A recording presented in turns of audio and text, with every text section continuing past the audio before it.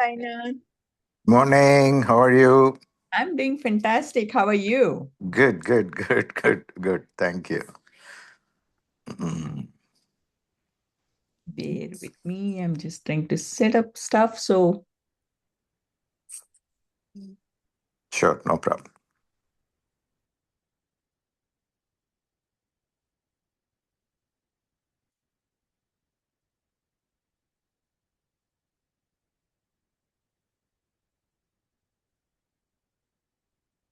all right.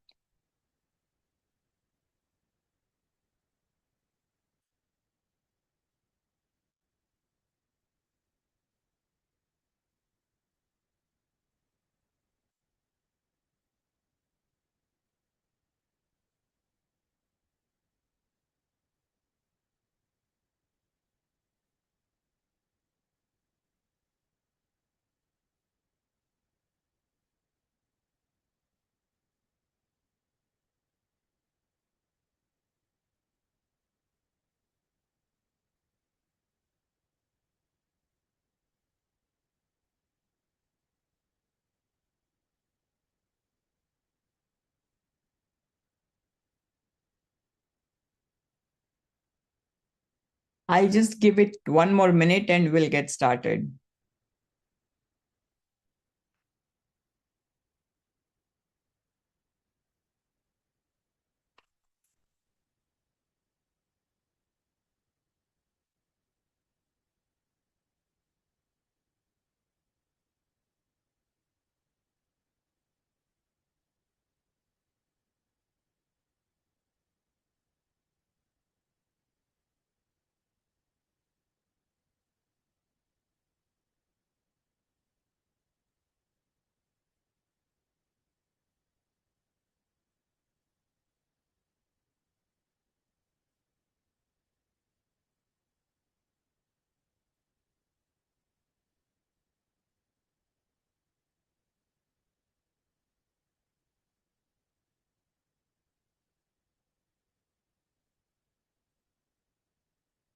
Well, good morning, parents.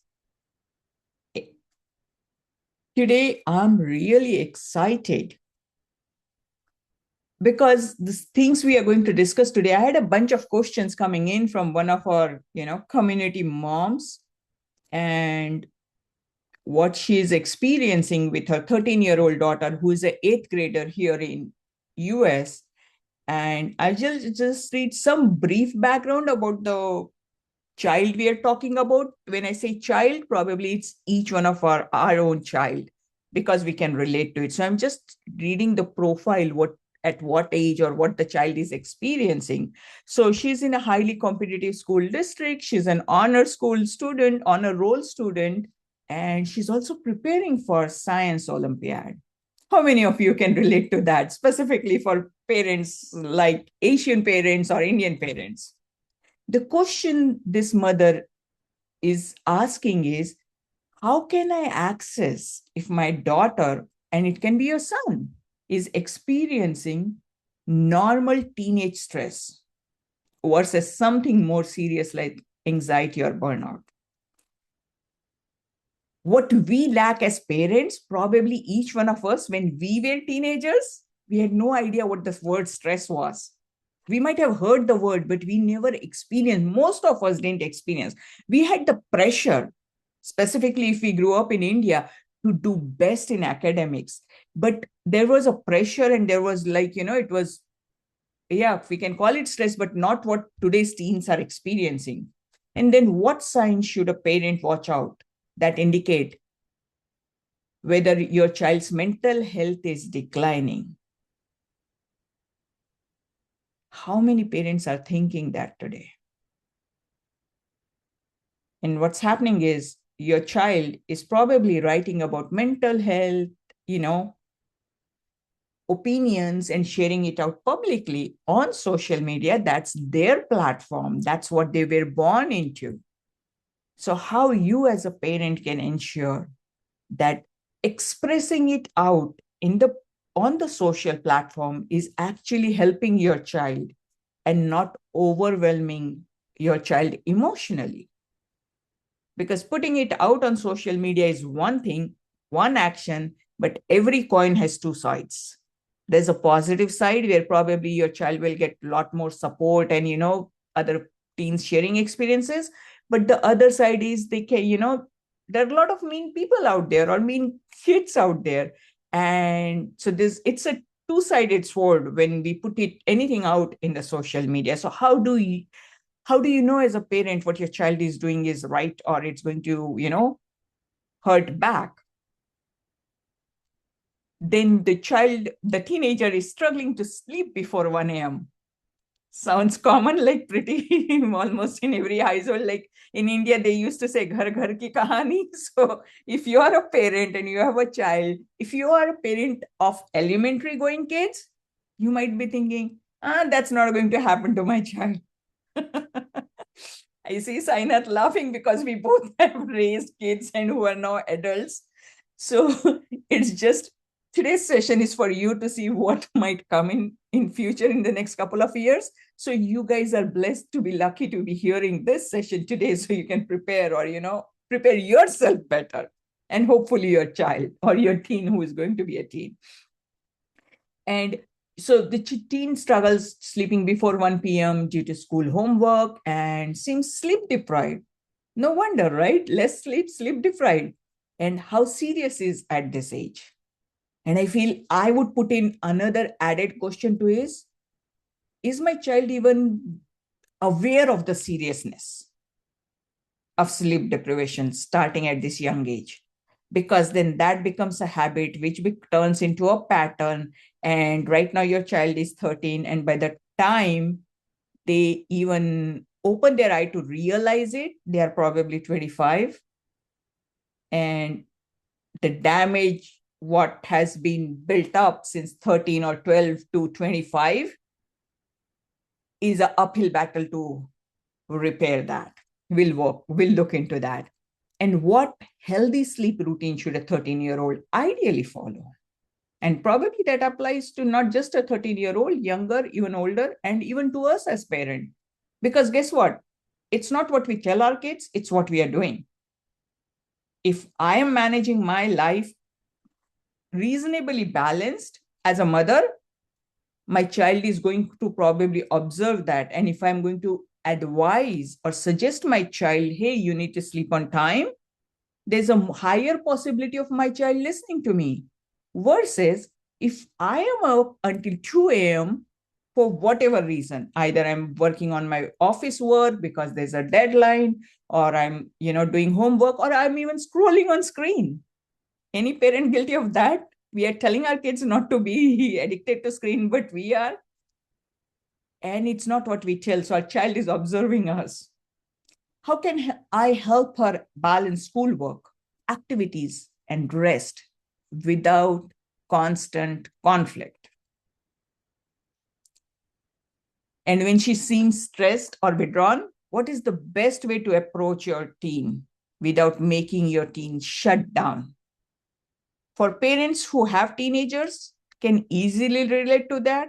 For parents who still have younger kids, might not be able to relate to that because their bond right now with their child is so strong and all lovey-dovey. You are their hero. Your child is listening to you. And trust me, I've been there. I thought, that's not going to happen to me.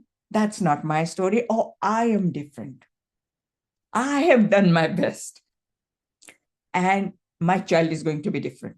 My relationship is going to be different. I'm not going to fall into that standard loopholes or, challenges what parents face. Every one of us feel that. I've been working in this field for last 35 plus years. And trust me, thank God I didn't come as a raw parent where I was so much aware. In spite of that, I have had equal amount of challenges that each parent faces. Maybe the challenges were different.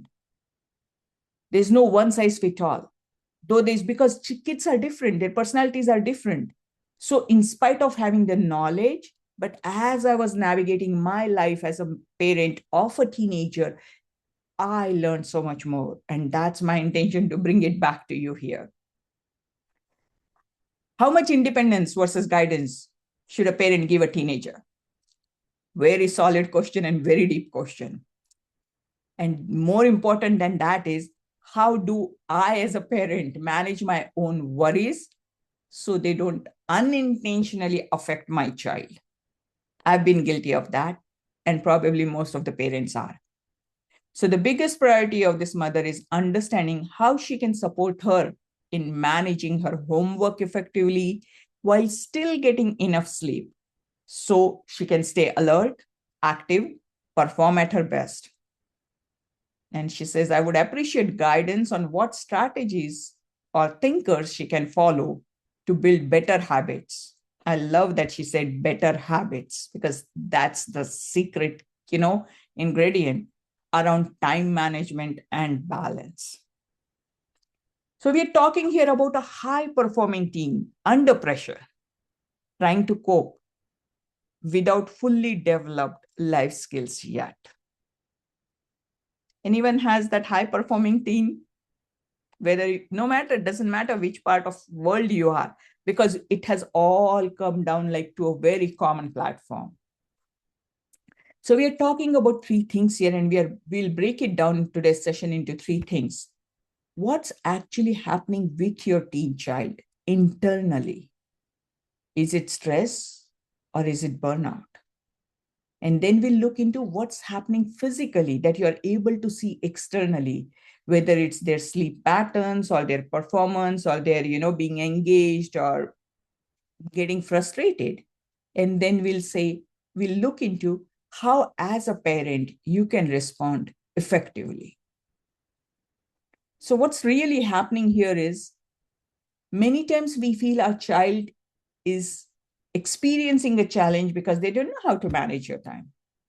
That's a common thought that comes first to the parents. But this is not a time management problem. This is a capacity, your child's capacity versus the demand mismatch. There's certain capacity your child has, and there are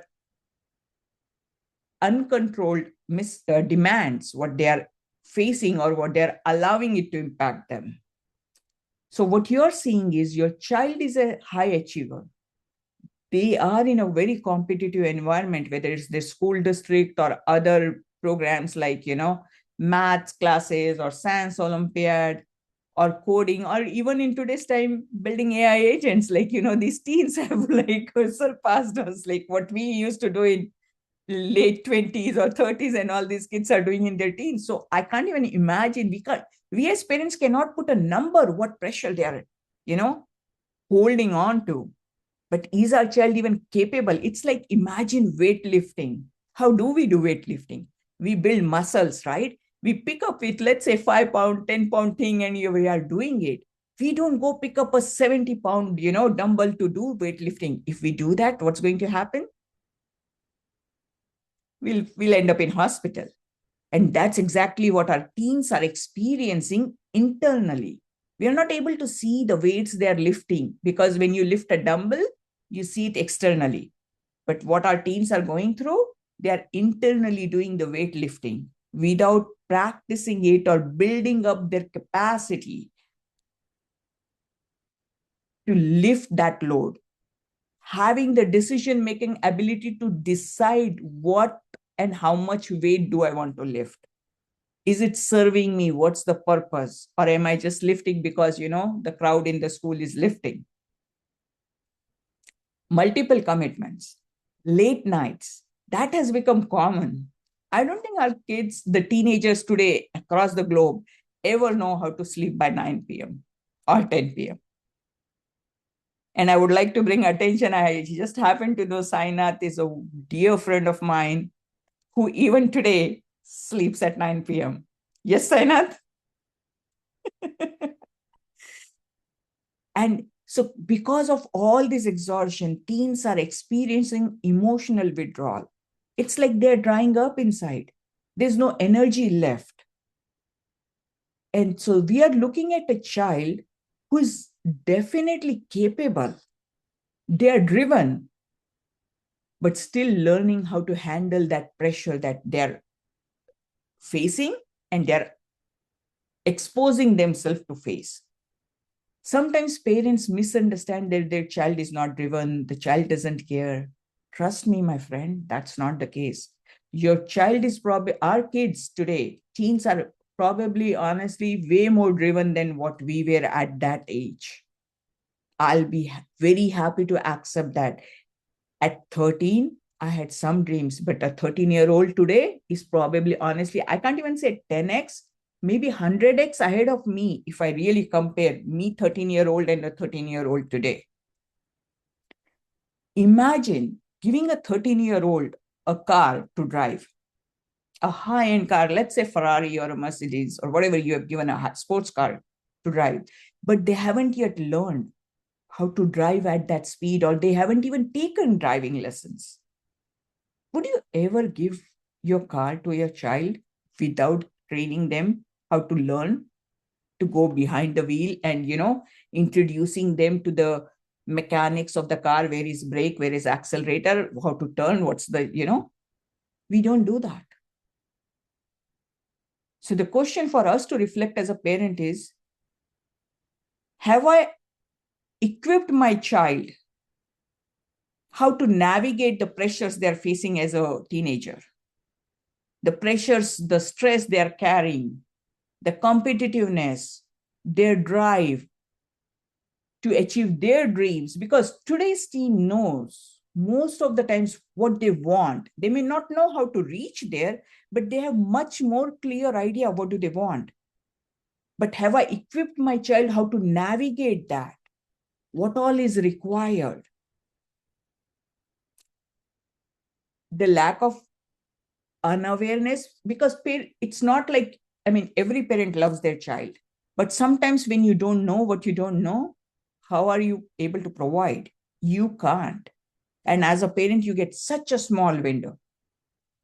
And I'm looking at a window from, when your child is probably, in my experience, once your child is in 6th grade, that's when things start shifting. Until 4th grade, very loving relationship. 5th grade, the shift starts happening internally. And I'm saying this because I've worked with thousands of kids. So I've heard their words and I've seen them as an X-ray report. And then from 6th, you start seeing differences. And you're wondering, what's happening to my child? That's just normal. So why is this happening? Why is my such a good kid who is so good in academics, is driven, is struggling? Where did I fail? That's the first question parent thinks. What did I do wrong? I've done everything. I'm working hard to provide everything. Then why is my child still struggling? When kids are when they're high performing kids, they're feeling the pressure silently. They are not vocalizing it. It's all happening internally. They don't complain. You think your child is complaining so much, but observe, they are actually more silent. Because if they were complaining, they'll be shouting a lot. They're not, you think they're throwing tantrums because it's not fulfilling what your expectations of tantrums is. They're becoming more silent. They're going in their rooms. So one of the thought, whether you realize it or not, every child is feeling, I don't want to disappoint my parent. It might not, feel that, oh no, my child, is don't care. It's a very internal thought. And they're pushing themselves at every front to do their best for themselves and to fulfill your expectations, whether they agree with it or not. Because we still have all those, our cultural, we as a parent have to evolve. How to change with the changing times in today's AI world. Sleep is getting sacrificed for their own identity. They are not doing it because it's more fun, because they feel they have to stay up late, because their mind is telling them, I must perform my best. I have to keep up so that I show best at school. I am doing best at my sports or other activities or cultural activities. Then I have to be liked by my friends in social media. How many likes am I getting? So how many pressures? Everywhere it has to look good. I have to look perfect. I have to look good. I have to, people should love me. People should like me. So sleep becomes negotiable because that's within their control. But as a result, their brain development is affected. It's suffering. Are they aware of it? Theoretically, probably yes. There's nothing theory that we can teach our child today. To be honest, I think they know more than us. Keeping my ego aside, they know more than us. Both of my kids have taught me so much more starting from the young age. So I've learned to accept that. And with our child, what's happening is their emotional processing is immature. They're handling a lot. But how old are they? 10, 12, 13, 15? They're so young. The emotional, their brain development is going, but the demands are so much that they don't know how to handle the emotional because they're feeling it. And what they have learned in their world, everything is online. It's social media. Earlier, when you and I were little, if we had issues, we would talk to our sibling, older brother or sister, or cousins whom we were close to, parents at times, or sometimes we were even, if we were close to our grandma or grandpa, we would share. Our world was limited to our loved ones. That was our inner circle. And our teens' world is social media. So they put it out there. They're expressing. And sometimes we worry. And I understand your worry. That's genuine. And we as parents even get mad. Why are you washing your dirty linen in the public? Why are you putting it out there? Two angles to look at it. We are upset because our child puts out things out there because it doesn't match with what my definition is. Second thing is probably if my friend sees it, she might think that I'm not a good mother. So it comes back to me, my ego. Who am I? And then I want to control my child. Like, hey, why are you putting it out there? But if we can see from a lens that the child is putting out there, just like how when I was, let's say 12, I shared with my cousin or with my mom that, I'm really sad. And that was okay because it was my loved one, my inner circle. So our kids' circle has increased. But that doesn't necessarily mean that they have the processing ability. Because when they're putting it out there, again, like I said earlier, some things will be positive, some things will be negative. So the child doesn't even know what's the risk calculation or what's the risk factor by putting it out there. And they're seeing others. Why are they doing that? Because they're following, they're modeling after. One child puts out there, then the other says, oh yeah, I feel the same way. They put it out. And it's good and it's bad. I'm not saying it's black or white. It has to be seen what's good, how much, when. And that ability to learn is what we need to equip our child with. I'm not saying don't put it out there because whom will they reach out? Wherever he or she feels comfortable. I think everyone should have that freedom. But how do they make that choice, like whether to put it out there or not and how to get? And parents' anxiety, whether we realize it or not, it transfers very silently. Sometimes parents are vocal or, expressing anger or whatever way. But many times, even if it is unspoken, the tone we are using, our tonality, micro reactions. I hope every parent can relate to me because I certainly was so much guilty and my kids busted me big time. Like, I don't even need to say, and I'm going to remove my glasses so I can see, and I can just give them a look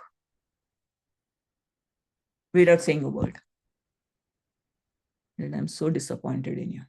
I didn't use a word, but like, anger and like my facial expressions, your facial expressions, your kids can read. So your micro reactions when something happens. They're all absorbing it. And we have bombarded our kids so many times with our expectations.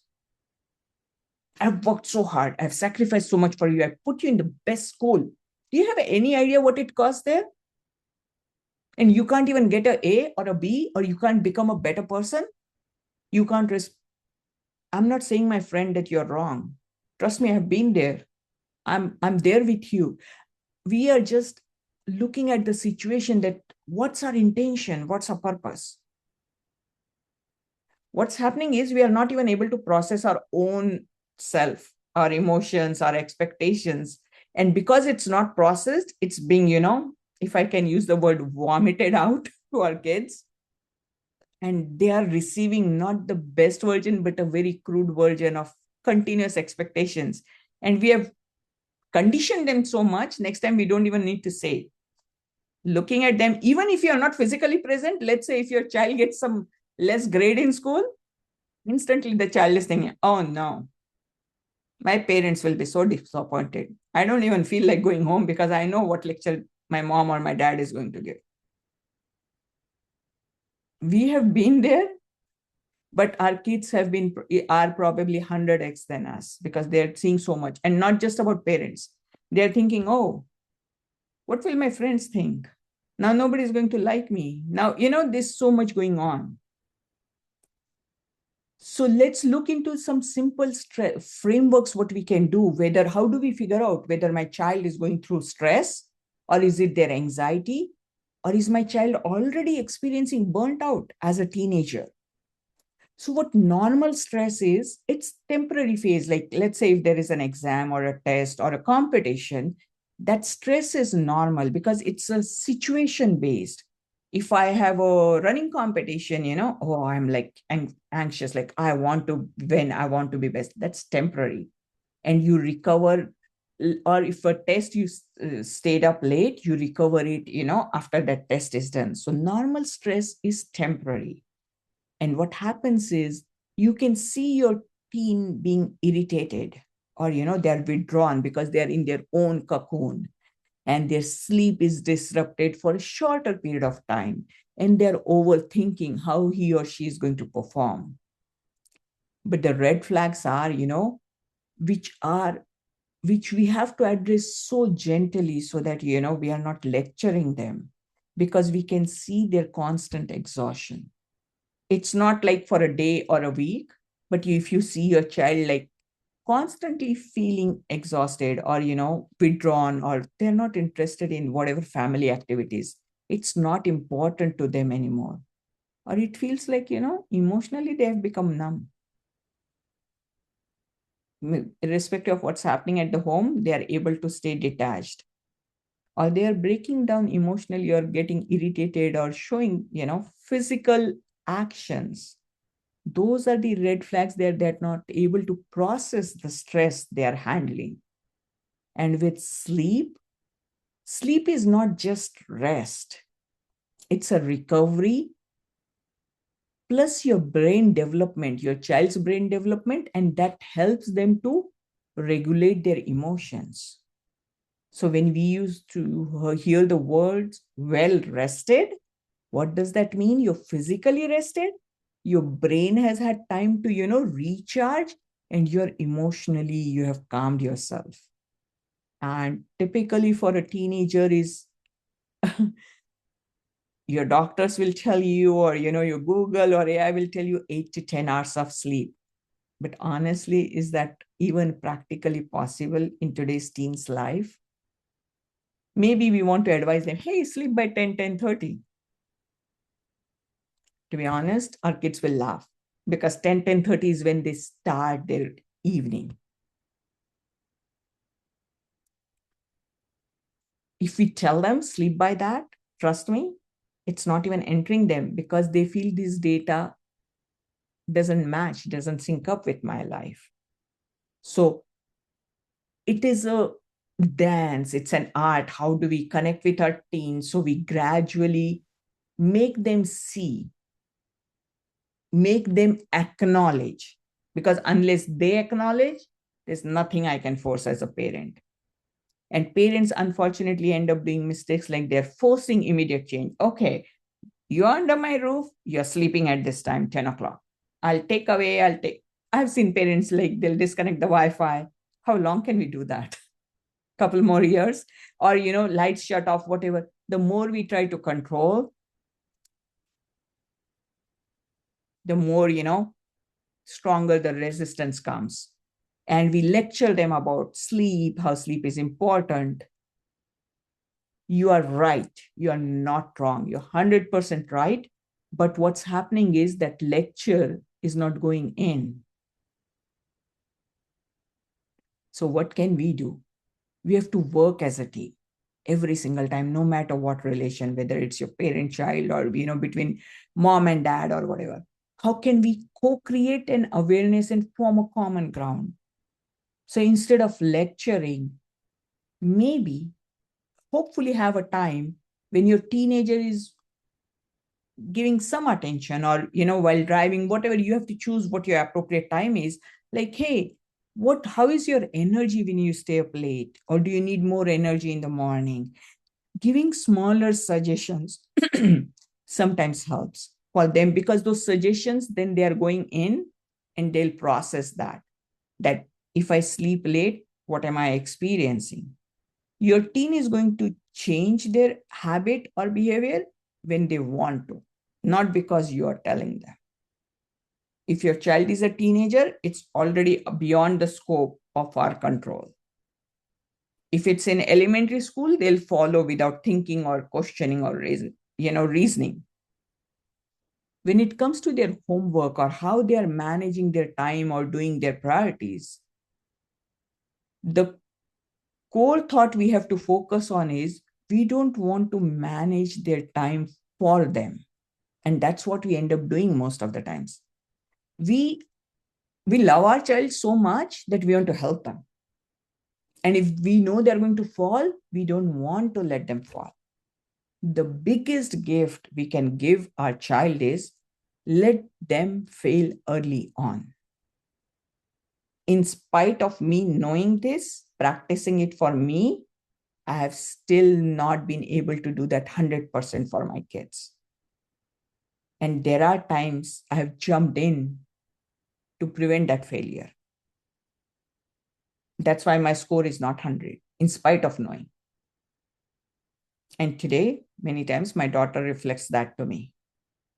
You talk about letting your child fail. This was one incident where you didn't let me fail.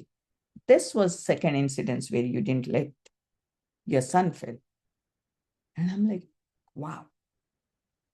And I'm working on that. And I'm sharing this so that, you can help yourself and your child. So the goal is to help them learn how do they manage it. That's how you and I learned. That's how we allowed our 1-year-old child to fall when he or she was learning how to walk. They fell down multiple times and we never felt bad when they fell down. Because our focus was, how is my child going to get back up? Is it going to hold on a sofa or a stool or a chair and get back up? And same mindset, same mentality we have to use with our teenagers. So if you get a chance to converse with your child, ask your teenager, so what's happening this week? Instead of telling how they should manage, bring their attention to, okay, what's going to take more time, or, feels like a time consuming or heavy thing? Or where do you think you need to prioritize? Because everything is not same. So just giving these small pointers will be received and they might work on that. So instead of saying like, hey, make sure that you finish your homework early, question them. How do you plan your week coming forward? Like, are you going to be rushed at night, or how are you going to handle it? So when we insert these questions in them, their brain will process, how am I going to do? Because most of the times they haven't even thought. So they're just going with the flow. So equip them with questions. And when your child feel, and most of the times our teens act and behave as if they're stressed or they're withdrawn, they want to be in their own world. So as parents, we need to avoid giving advice. Don't try to fix them. Because to be honest, I'm not saying don't try to fix them as if we have an option to fix them. We don't. The fact is we don't have option to fix them. Why our teens? We don't have option to fix anybody except our own self. So, but we still try to fix our kids. And we do fix it in a short-term moment of time or in that moment, but that creates long-term damage. Or avoid saying, oh, you should do this, you should do that. They know better what should do, and it's their life to learn what they should do, more importantly. So how can we be, understanding? We can say, hey, I understand you had a long day. Is there something you need help with? I'm here. So show that availability, reinforce that. Though your child should know because you are a loving parent, but sometimes, just one sentence in a while, hey, I'm here if you need anything, will probably, make them feel better that there's someone, there. So give them the gift of choice. That will be their safety zone. So they are choosing and learning and failing and, getting back up. Because there's a difference between, am I giving my child, how much independence should I give my child? And how much guidance do I need? It's like, it's juggling. It's never, there's no fixed amount like 50-50 or anything. There's no formula. Life is never 2 + 2 = 4. So give them independence in action, but stay connected emotionally. Let this sink in with you. Give them the independence in action. What does that mean? If they are staying up late, let them stay up late. If they are not submitting their homework, let them not submit and let them get a less grade in school. Because I'm sure each one of us have experienced, when we tell someone that this is going to happen before it happens, they never accept it because this would have never happened. I knew how to control it. But when someone fails and then we talk about it, they are more open to accepting it. So they're going to learn through the action failures. They have to. But what if we emotionally build up a connection so that when they fail, when they are down, we are one of the options that they will think that they can come back to. So let your child plan their schedule, but stay available for reflection. Because hopefully when they're experiencing some failures or something not working out, they might express in their anger, oh, this is so messed up, my homework wasn't done or project wasn't done. That will be the moment of reflection. So we have to have a lot more patience to wait till they hit that failure, that rock bottom, so we can, help them and connect with them. And again, you as a parent need a lot of skills and connection, because the strategy is how do you connect? Because if you don't know, if you don't manage and process your own feelings, what you're experiencing and how you want to present it, it's not going to be your best presentation. At the same time, you have to equip your child so they learn the habits, how to process certain things. Like when you wanted your child to be a swimmer, you didn't teach them. You sent them to a swimming class. And probably that's where they learned faster, better, and with more open mind. How many times parents have tried to teach math to their own child? I've heard enough stories ended up between the child crying and, whether it was mom or dad, doesn't matter. There was so much of emotional drama going on in the home that it was so frustrating for yourself and for your child. And then you end up saying, okay, you go to this math class, whatever it is, I'll pay the money so you learn. And that was the right solution. Because it's just natural. We don't learn from our own loved ones, even if you are capable, but your child will learn more from outside. How do you, as a parent, manage your own anxiety towards your child? Because your calmness is much more powerful than what solutions you want to offer.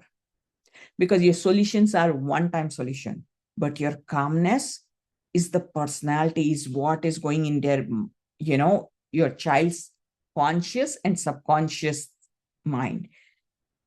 How many times even you as a child knew what things you can talk to your mom versus your dad? Why? Based on how they handled it. So your child also is observing, are you a calm parent who will receive, even if you don't agree? Or are you a reactive parent? Or you are an anxious parent? So anxiety is not just with our kids. Even we experience anxiety, and without realizing, we pass it on to our kids. And then our kids don't come to us. And then the ball keeps rolling. Oh, why don't you come to me? I want you. Again, getting the control. My child should share all the problems with me. Yes, in the ideal world. Does it happen? No. So how can we give a platform where a child gets a more independence so that they can connect more? And trust me, they'll you will be the first person to reach out when they're in the most trouble. And that's what every parent's wishes. It's not that our kids are going to fail. We failed. Our kids are going to fail. It's life experience. And failure is not bad. Failure is a learning experience. Yeah, it's going to be costly. But if our child fails at 10, what's a child failing at 15? At 8, at 10 is much cheaper. 15 versus 20, 15 is much cheaper. 20 versus 30, 20 is much cheaper. So the sooner they learn by failing, by something not working out, it's good for the child. And then we have to equip our child when something goes wrong. How do you handle it? We are just guiding our kids how to succeed. How many times have we taken time to tell our child or to train them how to handle failure? Is our child going to experience failure? Absolutely. Probably every single day. So many times. But if a child is equipped to overcome that failure, to handle that, process that, sometimes we can avoid. Every time we cannot avoid. We'll never have a world where everything is only positive. It sounds good in theory, but in reality, subconsciously we expect that my child should never fail. Whether in school, sports, anything. Every parent wants my child to be the best version, to make the most money, to be healthy, everything. Not possible. It's unrealistic expectation. To have a balanced expectation and then equipping my child at the right time. Because when I work with kids versus when I work with adults, all those adults just regret and wish that, oh, I wish I would have learned this when I was younger. My life would have been completely different. So our job as a parents is, how can we, each one of you, have the golden period right now to empower your child, to empower yourself, how you can help your child. Because whatever baggage we carried, learning our experience as parenting is not going to work anymore. You and I didn't grow up even with laptops. Today's AI age. So we have to upgrade ourselves, learn how can I handle this situation, this child, because my child is being exposed to so many things. So how can I learn that language that I connect to my teen? So before reacting, ask yourself, am I responding to my child's reality or is it my fear? If you take a moment to reflect that, there are more times that we are acting out of fear, out of our own anxiety, than the actual reality. Imagine if your child has always been getting A, and there's one time your child gets C. I guess each one of you can just imagine how the parent will react. A and C. Yeah, that's the reality. But am I reacting to that because my child got C, or am I reacting like for my own expectation that my child is an A grade student? Now what I know, I would love my child getting C, because that's a beautiful experience when things don't work out. What does C means? That my child wasn't best in that one subject. Big deal. If one test, who cares? Because that experience of failure, how do you give the experience of failure to your child? Can you buy it?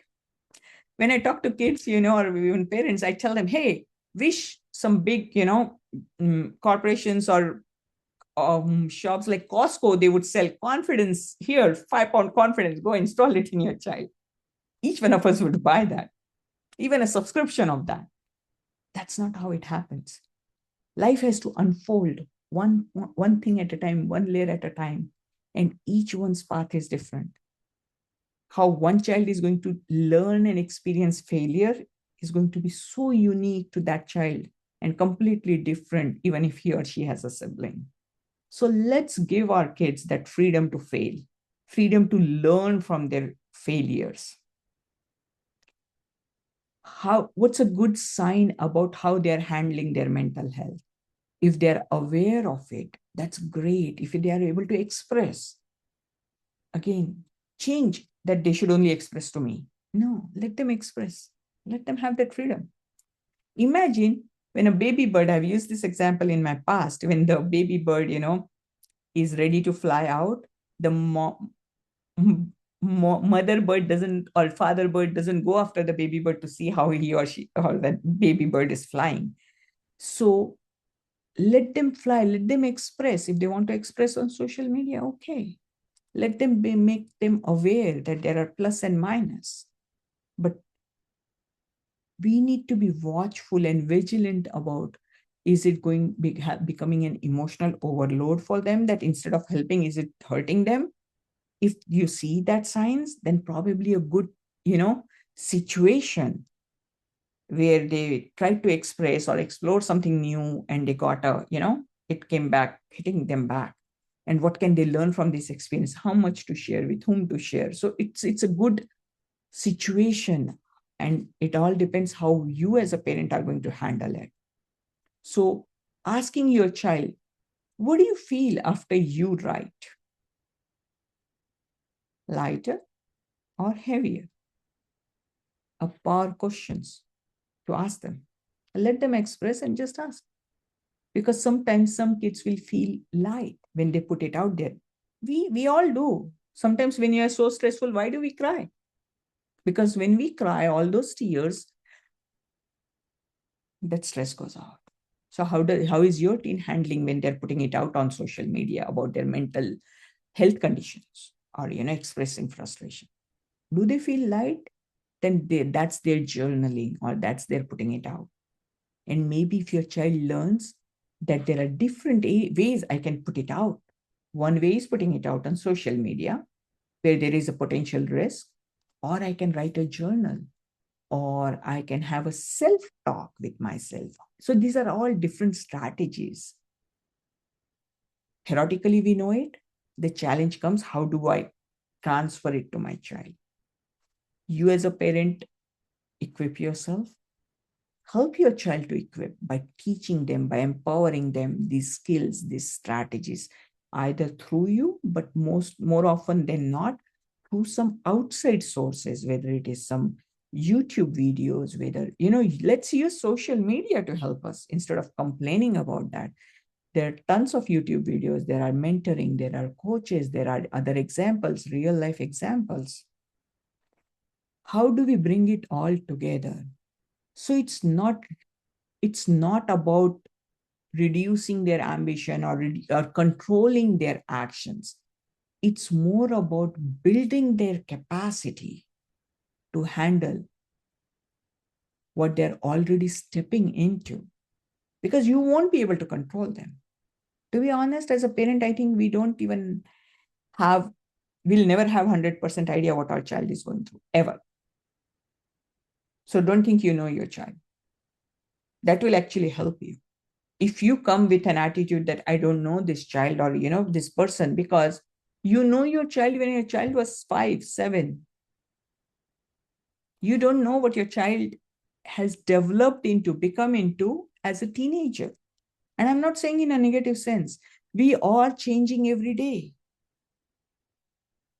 So when you will approach your teenager as if you don't know, trying not to have that history that you know your child, you'll be able to actually help your child more with more openness. Because those expectations and judgments and assumptions, I know what my child is going to do. let's pack it up and keep it in our back burner. Let's deal with as if it's somebody else's child. You'll treat that child or interact with that child in a different way than what you would do knowing that this is my son or daughter. Then the question comes, how do we do that? All these things sounds good. I want to do it. And that's exactly what my work has been like. If you need help, feel free to reach out, because I learned these things. It's not coming out of anywhere but my life experience. I was blessed that my parents taught me these skills as a teenager. Not just they told me, but they exposed me to such programs on the outside. So if you ever feel like you are looking for something that you need to equip your child or yourself, that's where this group is for. Ask questions. And we all are there, not just me. I come with an experience, but there are so many other parents who will have some suggestions. So this is the community where we can help each other. So what I want you to leave you in today's session is, what do you see in your child? And it's a much deeper question. I don't mean physically see. Close your eyes and see. Ask yourself, what do I see in my child? And I would like you to take it a level deeper and see, what good things is my child doing? Please make a list of that. And make another list. What areas will it help my child to do better? Not what areas I think my child is doing negatively, because that can be two different lists. Because if I'm talking what my expectation, that will be one list, might not 100 fully apply to my child. So try to think, where does my child needs improvements? And where do you feel stuck as a parent or helpless to help your child overcome those things? That will help you to start unfolding and a possibility of building your bond stronger with your child. And I hope this is helpful to not just the mother of a teenager, but to each one of our community parents. And many things we can carry it forward even beyond teenage years. If anyone has any questions, please feel free to ask so we can discuss that here right now, or send your questions later on and we'll continue it in the next session.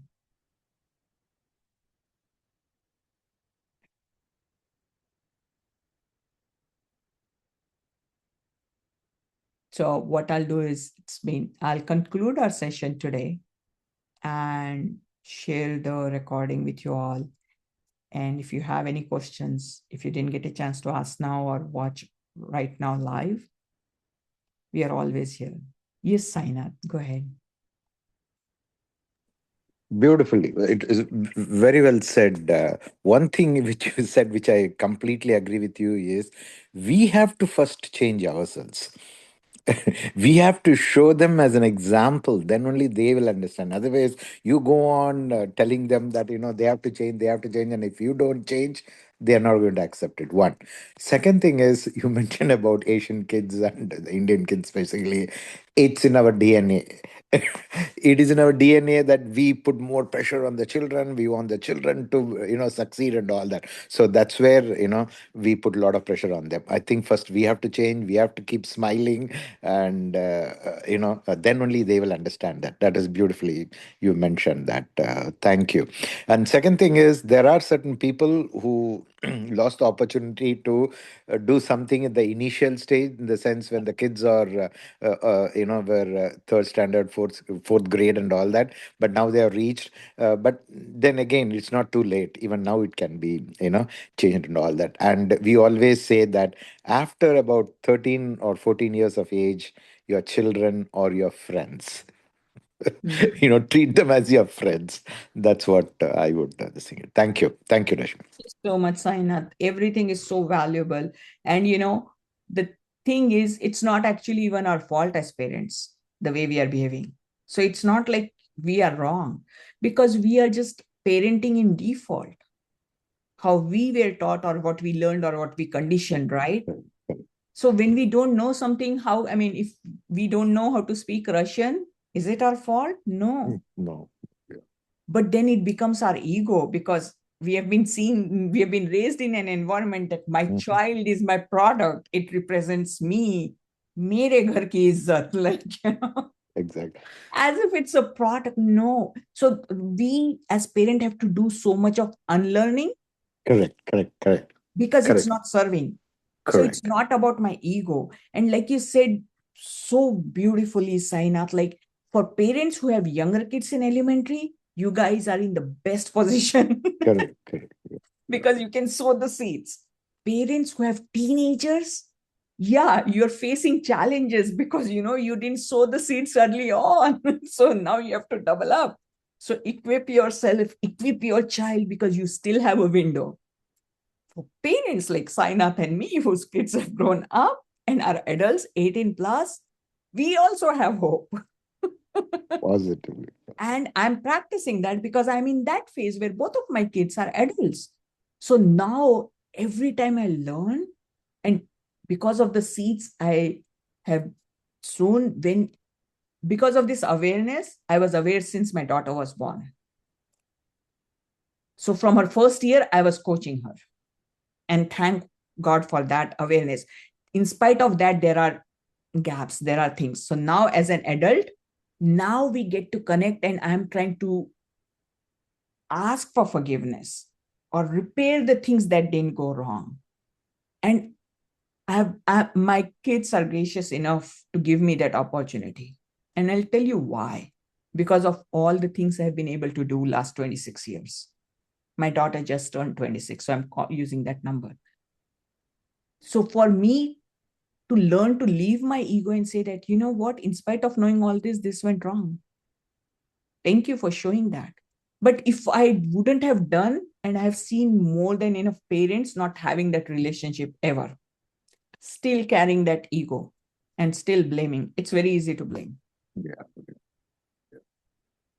My kids, they used me. I mean, all that, not serving neither you nor them.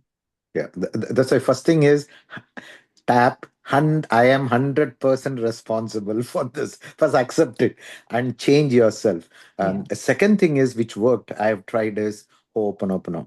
When the child is really tensed up, she's really frustrated or something, just pass love.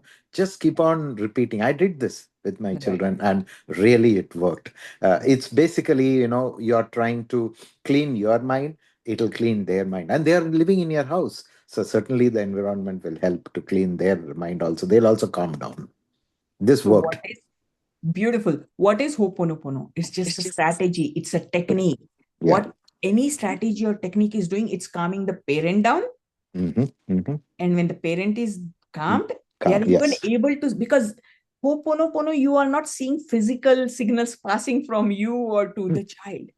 It's all mental, it's all Mental. happening inside. So when we are Exactly. calming ourselves down, our vision is changing. We are able to see the person in a different way, and that energy is being passed, that vibe is being passed, and the child is changing.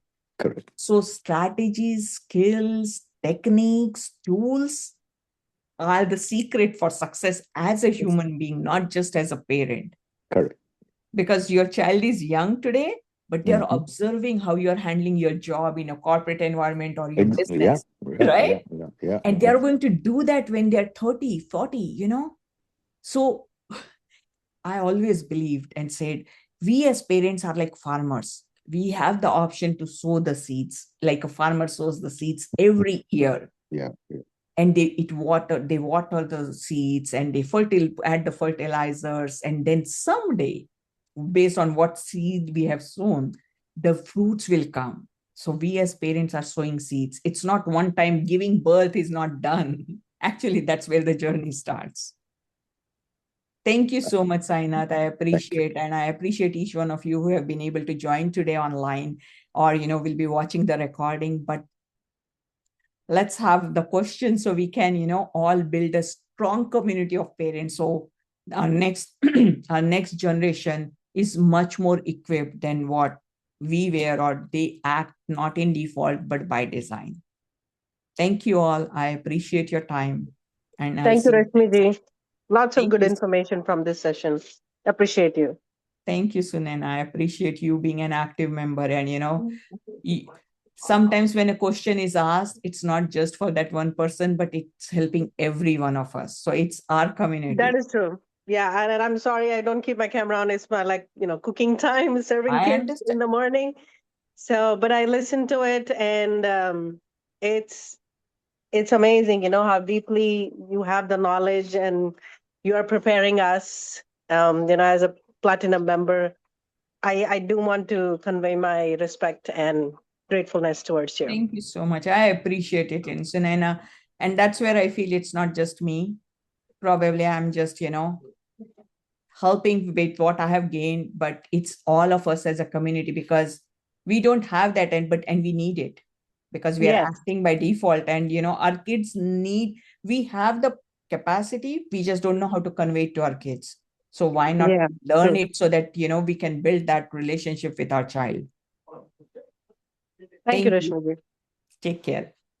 Take Thank care. you all, and I'll see you Thank you next all. Sunday. Bye.